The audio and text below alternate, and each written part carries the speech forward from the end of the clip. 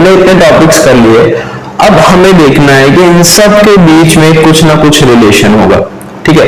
तो हमें पता है ड्रिफ्ट वेलोसिटी का फॉर्मूला क्या मिला था, that is vd equals to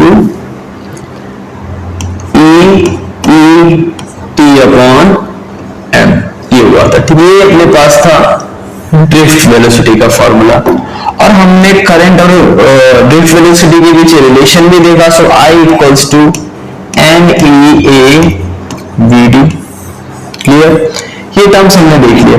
अब इन्हीं टर्म्स का यूज करके हमें क्या करना है, आगे टर्म्स को क्या करना है, समझना है। सो अगर मैं इलेक्ट्रिक फील्ड की बात करूं तो इलेक्ट्रिक फील्ड को हम ऐसे भी लिख सकते हैं V by L, इसमें कोई दिक्कत नहीं होनी चाहिए, क्योंकि हमें पता है the relation is equals to minus dV by dr from the chapter 2। तो ये इक्वेशन में हम इसको सिंप्लीफाई करेंगे। So VD will be E V T upon M L, ये हो गया अपने पास VD की वैल्यू हो गई। अब ये जो VD की वैल्यू मिली, अब हमें इसी को क्या करना है, इस इक्वेशन में पुट ऑन करना है कि हमें देखना है कि रिलेशन इन सब के बीच में क्या आ रहा है। So I equals to N E A VD is what, E V T upon M L, ये हो गया।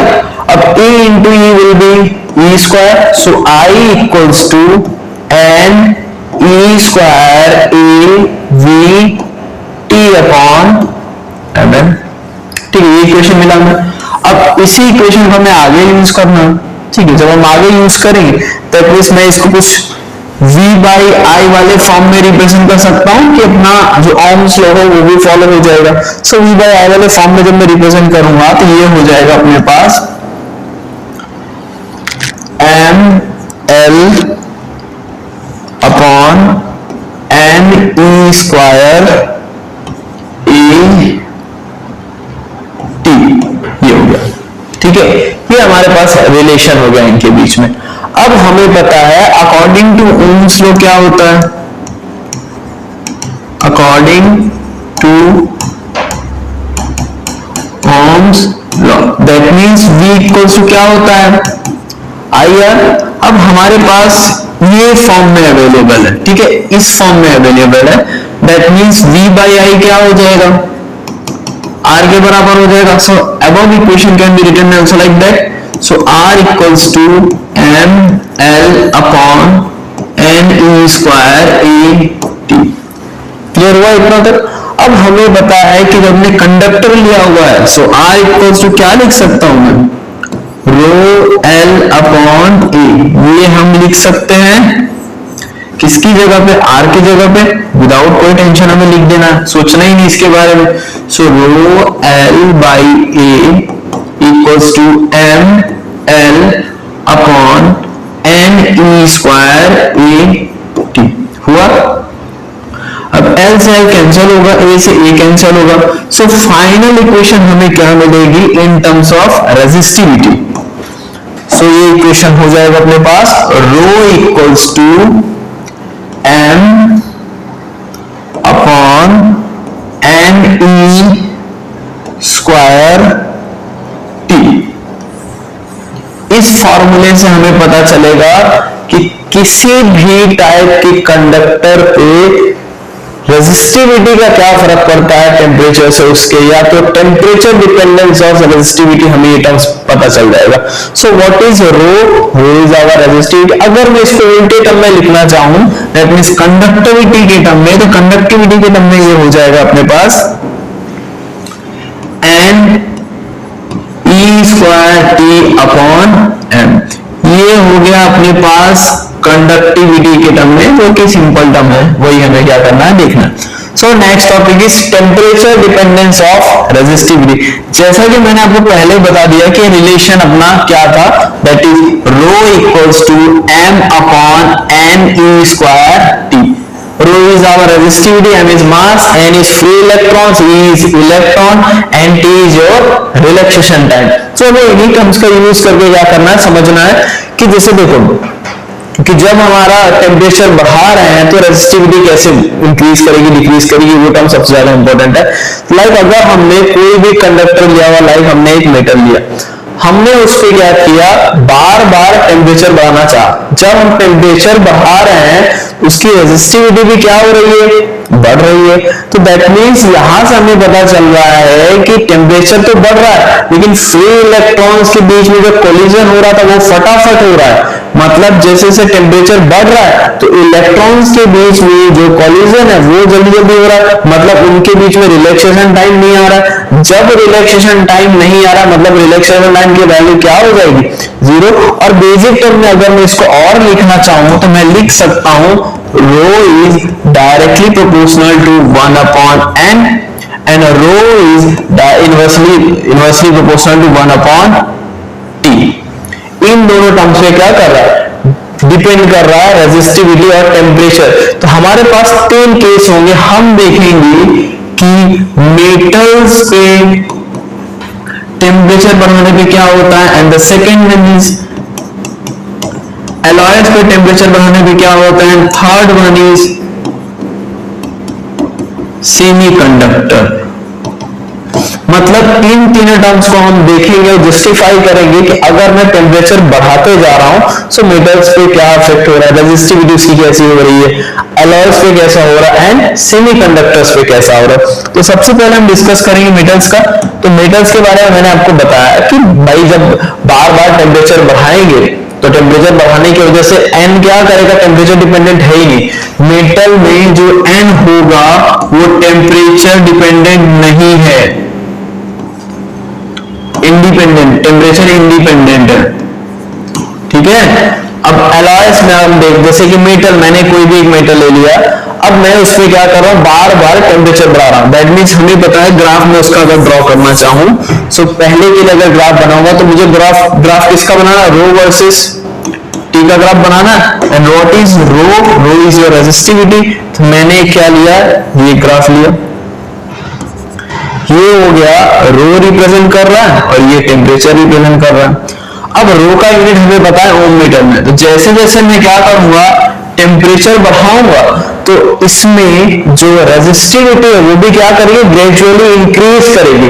इंक्रीज करते करते जैसे कि हम एब्सोल्यूट रूम टेम्परेचर की भी बात कर सकते हैं, एब्सोल्यूट टेम्परेचर पे भी क्या करेंगे, हमें उसकी फिक्स वैल्यू मिलेगी। दैट मींस अगर मैंने यहां से बढ़ाना चालू किया तो धीरे धीरे धीरे धीरे धीरे कुछ इस तरीके से ग्राफ बढ़ रहा है जो कि हमें बता रहा है कि जो रेजिस्टिविटी और टेम्परेचर का जो रिलेशन है that is non linear relation. वो कैसा रिलेशन हो रहा है, नॉन लीनियर। और हमें लीनियर रिलेशन के बारे में पता है कि अगर एक वैल्यू बढ़ा रहे हैं तो दूसरी वैल्यू भी सेम वे में क्या करेगी, बढ़ती चली जाएगी। दैट मींस ये इस तरीके से होगा। अब सेकंड केस में हम अगर अलॉयस बेसिकली क्या होता है, मिक्सचर ऑफ जर्मेनियम और आयरन, ये सब जो भी हो उनके मिक्सचर्स होते हैं। लाइक हम मैग्नीशियम ले सकते हैं, निकल ले सकते हैं। तो हमने जब एक कोई भी एलॉय लिया, सेम वहां पे भी हमें देखना है। तो एलॉय में क्या होगा, हमने देखा कि मेटल्स में क्या हो रहा है, उनका रिलेशन नॉन लीनियर आ रहा है। लेकिन जैसे जैसे हम टेम्परेचर बढ़ा रहे हैं इसकी रेजिस्टिविटी क्या हो रही है, बढ़ रही है। लेकिन एलॉयस में क्या होता है, रेजिस्टिविटी एक बढ़ते बढ़ते एक फिक्स टाइम पे क्या हो जाती है, कंफर्म वहीं पे क्या होती है, रुक जाती है, उसमें कोई भी चेंजेस नहीं होते हैं। दैट मींस अगर देखा जाए ये हुआ हमारे पास रो, ठीक। इस तरीके से इसका ग्राफ बनेगा। दैट मींस देखो बढ़ रहा, लेकिन इसमें दो टेम्परेचर याद रखने की जरूरत, जो हम टेम्परेचर बढ़ा रहे हैं वो, and the second one is जो हमारे पास एब्सोल्यूट टेम्परेचर है 0 डिग्री केल्विन, वो भी हमें ध्यान रखना है। और हमें बोला है कि 15 केल्विन के बाद भी चेंजेस इसमें क्या होंगे, अलग आने वाले, मतलब वो चीजें वही रहने वाली, कांस्टेंट होने वाला, उसमें किसी भी प्रकार का चेंज आने वाला नहीं। And the third one is semiconductor. Semiconductor metal और नॉन मेटल से क्या है, एकदम डिफरेंट है। किस सब में डिफरेंट है वो मैं आपको बताता हूं। इसमें क्या होगा, जैसे जैसे आप, अगर मैं यहां पे बोलूं मैंने टेम्परेचर बढ़ाया तो रेजिस्टिविटी क्या हो गई, बढ़ी। यहां पे टेम्परेचर बढ़ाया तो उनके बीच का रिलेशन भी हो जाएगा। लेकिन यही केस यहां पे आ जाएगा, अगर मैंने टेम्परेचर बढ़ाया तो प्यार से रेजिस्टिविटी क्या होगा, घटते चला जाए। दैट मींस ये इस तरीके से इसका ग्राफ आएगा कि जैसे जैसे टेम्परेचर बढ़ेगा वैसे वैसे रेजिस्टिविटी की वैल्यू भी क्या हो जाएगी, कम हो जाएगी, जो कि इनके बीच का डायरेक्ट रिलेशन बता रहा है। ठीक है, हमें पता चलेगा कि कैसे हम इनके रिलेशंस को क्या कर सकते हैं, इजीली समझ सकते हैं। इनके बीच के रिलेशंस को क्लियर आउट हम कैसे कर सकते हैं, वो हमें क्या करना है, देखना है।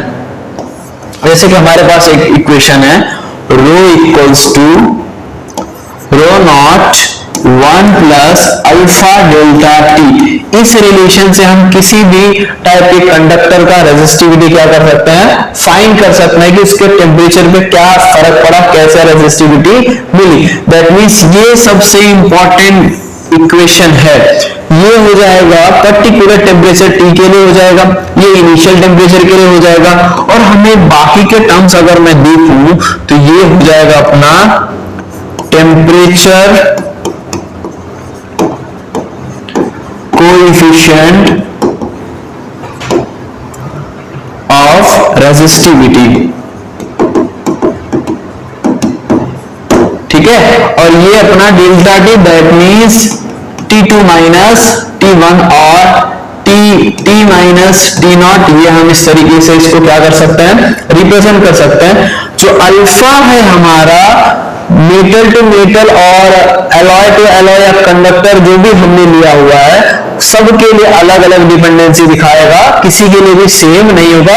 कुछ मेटल इसको एग्जिबिट नहीं करता, इंडिपेंडेंट ऑफ होता, लेकिन कुछ जो फॉलो करते हैं उन्हें हमें देखना है। हमने किसके बारे में डिस्कस किया, हमने डिस्कस किया मेटल के बारे में।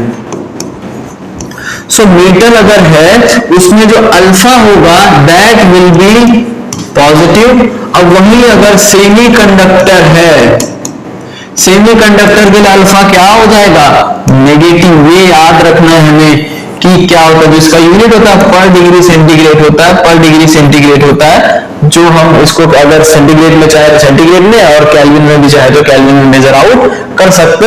याद रखने वाला टर्म है for metals alpha. Alpha is what, that is your temperature coefficient of resistivity will be positive. For semiconductor alpha will be negative.